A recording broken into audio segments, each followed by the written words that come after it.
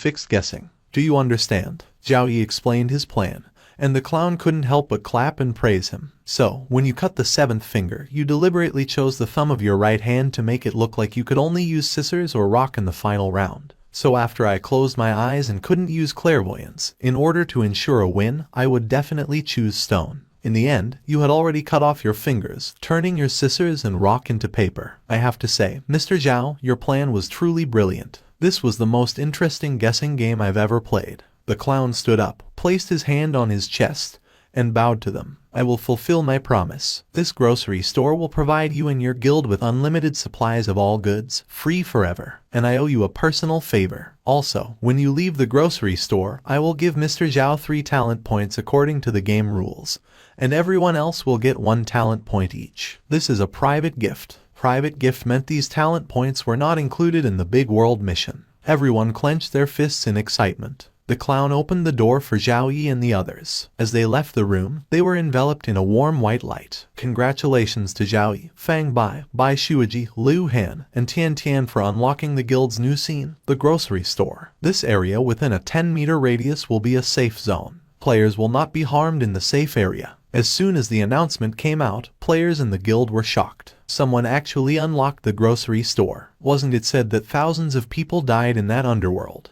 Yeah, I remember you had to play some guessing game with the clown, and one of you would die for sure. This year's newcomer is insane. He actually beat the freak clown. Well, Zhao Yi is the #1 newcomer this year. No wonder he's such a monster. Finally, we don't have to eat food from the station warehouse anymore. I was seriously about to puke. Outside the station, Zhang Weishan stared at the grocery store, his expression cold. He clenched his fists tightly. Why didn't Zhao Yi die? I gave him the wrong information. So how did he still win? Could he have seen through my plan? All kinds of thoughts ran through his head. After hesitating for a moment, Zhang Weishan called his lackey and whispered something in his ear. The man nodded and headed toward the crowd. Brother Zhao, why don't we go back to the guild base now? Your hand injury is serious. Fang Bai wasn't being selfish. His first thought wasn't completing the butcher game, but getting Zhao Yi back for treatment. Whether injuries were from a world mission or a dungeon, as long as they didn't involve strange powers, they could be healed at the guild station. But Zhao Yi didn't seem to care about the injury. He stood at the grocery store's entrance, looking toward the butcher shop glowing red on the 2nd floor in the distance. It's just a little bleeding.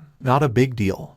There's a madman living there. He doesn't follow the rules like I do. Zhao Yi looked thoughtful. Is there anything he's after? The clown smiled faintly and patted Zhao Yi's shoulder. The butcher is looking for his daughter. Then the clown turned and went back to his shop, greeting the players inside. Zhao Yi walked toward the butcher shop, followed closely by Fang Bai and the others. After tasting victory with the clown game, they had full confidence in Zhao Yi and were willing to follow him. But when they reached the 2nd floor elevator, more than a dozen players blocked their way. Zhao Yi, you've already completed a game and got your reward. Shouldn't you leave this one to someone else? A green-haired guy stepped forward, speaking provocatively. To be honest, he didn't want to do the butcher game himself. More people died in that game than the clowns, so it was even more dangerous. But they didn't want to do it, and they didn't want others to do it either. Everyone was still on the same starting line. Once someone pulled ahead, it would only get harder for them to catch up. What the hell are you talking about? If we don't go, are you going? Fang Bai wasn't afraid of the numbers. His round face now looked fierce.